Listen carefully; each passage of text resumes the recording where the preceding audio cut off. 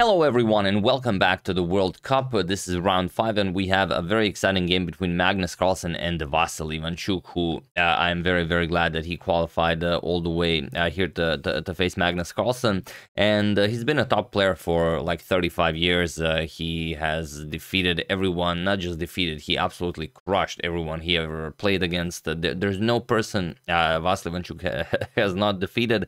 And he was, okay, when Kasparov was, for example, the highest rated FIDE player in the world, Vasyl was number 2 highest rated in 91 and 92. Then in 2007, when Vishwanathan Anand was rated number 1, Vasyl was also number 2. And okay, he did drop a little bit by rating, but if you remember, I often like to remind this everyone of this in 2016 World Rapid and Blitz Championship in Qatar Doha. He defeated Magnus Carlsen in both Rapid and Blitz. So that's just kind of what kind of player he is. You know, doesn't matter when he plays, who he plays, he just crushes you, and it's only a matter of which Ivanchuk shows up, the one that can, you know, crush Stockfish, or the one that will sometimes even blunder a piece. So let's check out what happened here. Magnus has the white pieces and he opens with pawn to d4 for this game. We have pawn to d5 by Vasyl, knight to f3, we have knight to pawn to e6, and now pawn to c4. Transposing into the Queen's Gambit declined, we have knight to f6, and now pawn to g3. Magnus opts for his famous Catalan. Bishop to b4 with check, we have bishop to d2, and now just back bishop to e7. We have bishop to g2, pawn to c6, and the queen to c2 now. So those are very standard moves here. Knight b to d7, and now bishop back to f4. We have castles by Ivanchuk, and now pawn to h4. Usually some other moves have been played here, but pawn to h4 in this particular position is a new move. So already as of move 9 that we have a completely new game. And here Ivanchuk just goes d captures on c4. Usually you would play something like b6, bishop to b7, rook to c8, then advance the pawn to c5. But as Magnus didn't go for the standard stuff, he went for this h4 move. He just goes d captures on c4. The idea being that now after Magnus recaptures, he will go knight to d5, put pressure on the bishop here, and Magnus of course plays bishop to g5, saying that he's not really interested in castling here. If bishops ever get traded off, then h captures on g5 is coming, and Magnus would get the semi-open h file for his rook. So of course Ivanchuk not about to do that. h6, bishop captures on e7, we have queen captures, and now pawn to e4. Magnus chases away the knight, grabs the full center here, knight 5 to b6, with a tempo on the queen, and queen to c3 now. And here with this queen to c3 move, Magnus allows Vasyl this brilliant central breakthrough, and that is pawn to e5. So he plays it, and Magnus was very unhappy when he saw this, because he thought, of course, that it was impossible. The square is defended 3 times, also one of the reasons why the queen came to c3. And if Ivanchuk can actually play this, then the queen does not belong on c3. Perhaps the knight should have gotten to c3, and the queen might have been better placed elsewhere. Now the problem is, if Magnus accepts this challenge, let's say he plays d captures on e5, then the problem is knight to a4 attacks the queen, and now if you want to keep an eye on the e5 pawn, you will have to play queen to d4, and now knight d to c5 comes. And now what do you play here? It's such a weird position. What could you play here? You could play something like queen to d6, obviously. But then comes just a nice trade, captures, and knight captures on b2. So just grabbing that b2 pawn. And if pawn to e5 seems like it's going great, just knight c to d3 with check. And now you have to be very careful. It doesn't really matter what you do. It doesn't matter even if you go here. Then you can even capture, for example, king to e2. You can even capture on e5. If knight captures, rook to e8, white center would be gone. And if you go something like king to f1, well then just pawn to f6. You mess up white's center, and without it, white is clearly worse. So instead, after e5, we have just castles. Magnus nodded. He said, all right, Chucky, you got this one correct. So he just castles. E captures on d4, and now queen captures on d4. Although Magnus would also love to get a better square for his knight, he also hates his queen on c3. So queen captures on c3 now makes room for the knight, and knight to c5. we have rook to c1 now, putting pressure on the knight here on c5, and knight to a6. We have knight b to d2, and now bishop to g4. We have bishop to f1, remaneuvering the bishop over to d3. Now, if Magnus can develop the rooks, both of the rooks, move the rook from a1, play something like bishop to d3, bishop to b1, place the queen on d3, move the pawn, and go for some sort of a checkmating attack, that would be great. And that is exactly what he will try to do. Rook a to d8 attacks the queen, queen back to e3, and now knight to c7. The knight will now get remaneuvered. We have pawn to a4, preparing pawn to a5 to chase away this knight as well, and now knight to c8. We have pawn to a5, and here Chagi trades on f3 once. We have bishop captures, knight captures, and now pawn to a6. Stops the pawn from advancing further, and now we'll get a very nice outpost for his knight on b5.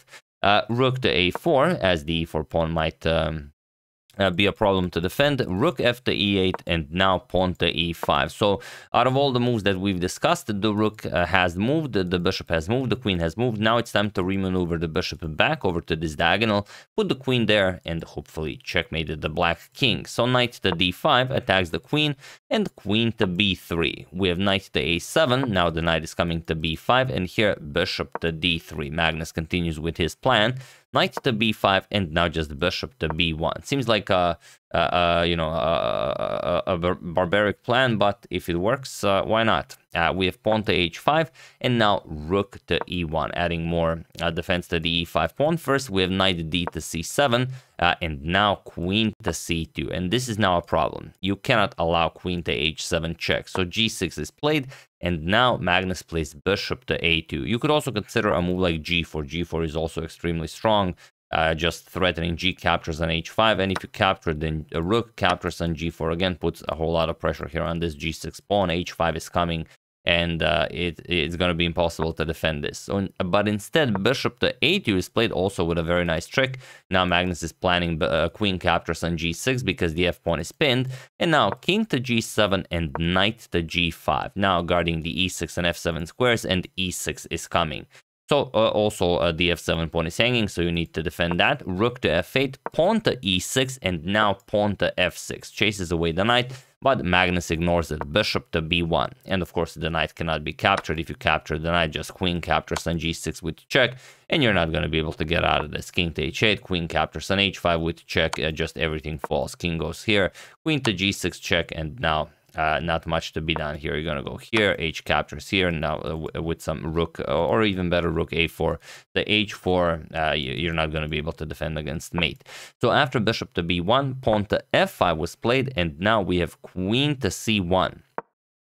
So how do you react to this move? What is queen to c1 doing? Well, queen to c1 is such a strong move that it's hard to even argue with it, because you have some nasty plans of like knight to f7 followed by queen to h6, and here you really have to slow play this. You have to play rook to d6, and with rook to d6 you might be able to hold this position.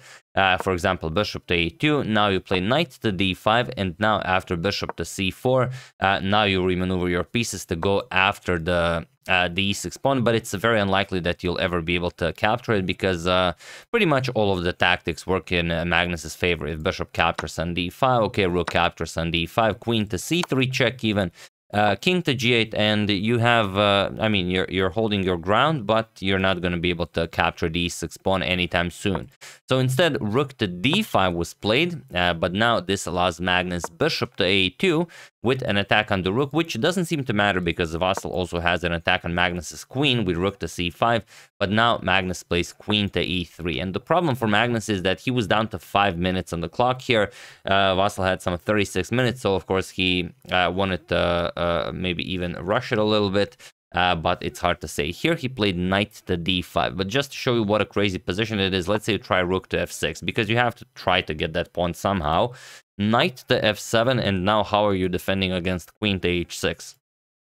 There's just no good way to do it. You have to give up the exchange with rook captures on f7 and just hope for the best, because if you capture on e6, Okay, you have eliminated the pawn. Now even king captures is possible, but now knight to g5, and you cannot defend. Now you're just going to lose a piece here.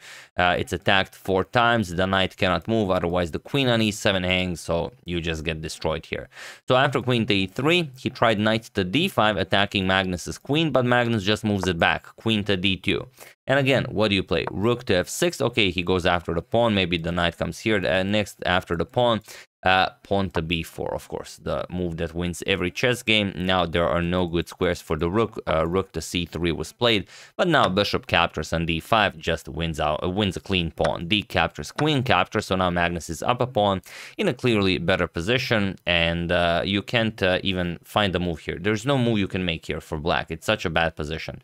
You can't move the knight to help out with the attack. The b7 pawn hangs. There's really no good square for the rook. If you don't play anything, then queen to d7 is coming. Even if you try to stop it with rook to c7, still you're gonna kick away that rook. Let's say rook a1, rook to c1, doesn't really matter what black plays. Black might try to even stop it with something like this. Let's say rook captures on c7, rook captures, queen to e5 with check, and now that's pretty much it. If you play queen to f6, just e7 wins, and if you don't, if you run away with the king, then a nice knight to f7 check, king to h7, and of course queen to h8 will be checkmate. So not a lot of moves for Ivanchuk here. He tried pawn to f4. This gives up another pawn, but you know, he has to try creating some chances. But the problem is also that move 41 has been played and time control has been reached. So Magnus gains additional time, and he doesn't have to worry about losing on time. He plays g captures on f4. And now just rook to f5, attacks the queen, queen to e4, and he was in this position on move 43 that Vasyl Ivanchuk resigned the game, as there is nothing more to be done here. The game is objectively winning for white, and even though, okay, you might try something, there really aren't all that many moves you could try here. The pawn has survived, the f4 pawn survives just a bad position, and I think Vasyl was also very much disgusted with himself for playing like this. He will, I believe, come back much stronger tomorrow with the white pieces. So we'll see what happens in that one. So yeah, Magnus draws first blood in round 5 of this year's FIDE World Cup. We'll see what happens in the other games. If you have a favorite, of course, do use hashtag suggestion and I will go over it. So yeah, that's the game. Hope you guys enjoyed it. I would like to thank Yoon Young, Emil Lamets, Nagarjuna Ponugoti, Philip Hastenberg, and Srinivas Kashyap for your contribution to my channel. Thank you a lot. I really appreciate it. As usual, you can check 2 of my previous videos here. Thank you for watching, and I will see you soon, continuing the coverage of this spectacular event until it finishes. Thank you all. I will see you soon, and have an excellent rest of your day.